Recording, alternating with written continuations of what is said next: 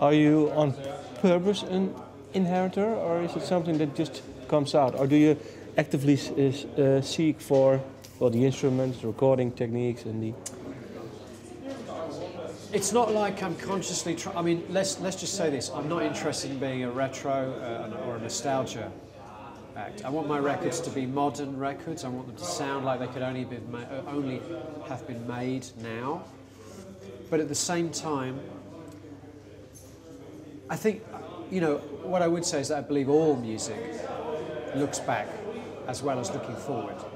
You know, we have this kind of... there's a myth sometimes that some of these great artists from the past came from nowhere. But you only have to listen to you know, Led Zeppelin to understand how much they stole from Chicago blues. You listen to the Beatles and you realise how much they stole from American rock and roll records. But of course history kind of makes our perspective of those artists different somehow. And I'm no different. I'm trying to make a contemporary form of music, but I like to reference back to the things from the past that are very special to me and are part of my musical DNA.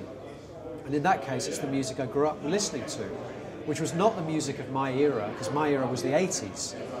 I went back and I listened to my, you know, my best friend's Big Brother's record collection, which was all full of the 70s stuff.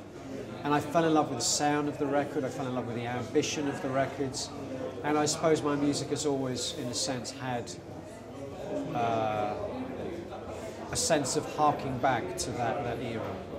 So that's for you, you're more of a 70s person? Well, I like all kinds of music, but I think there's certainly a sense that those records sound so golden and so beautiful to me. And also I think that was an era when there was so much ambition and creativity in music, a lot of curiosity about the possibilities of rock music, which became kind of arrested by several things, you know, by punk, by MTV. As soon as MTV came along and became so influential, music once again became about what you could do in a 3-minute time frame. And it also became about what you looked like. It wasn't what you could do, it's what you looked like.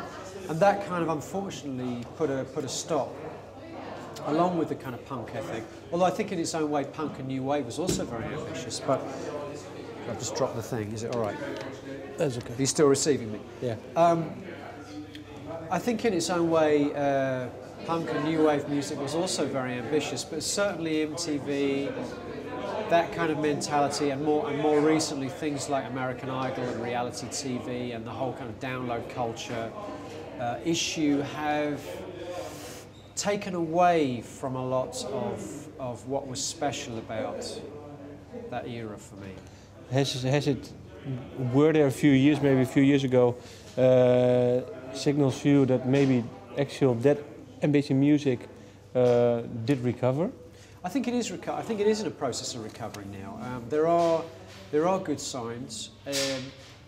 One of the good things about the internet is that it has created a situation now where artists no longer have to rely on the music business mainstream, by which I mean that things like major record labels, music television, commercial radio, all of these things are losing their power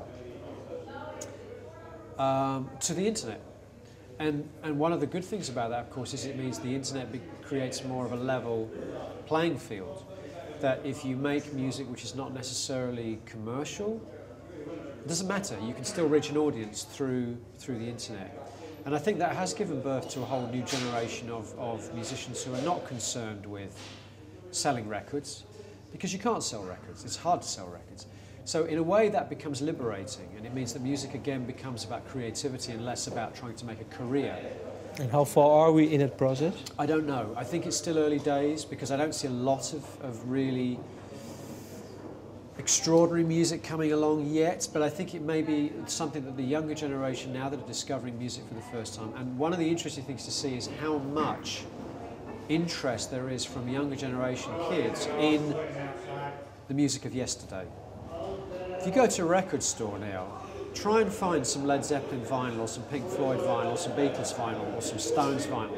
It's really hard, and the reason it's really hard is because the kids are buying it all. And these are kids who don't remember, you know, I mean, like me, I'm old, I remember the original vinyl era. But these kids are discovering vinyl and they're discovering something magical about that era.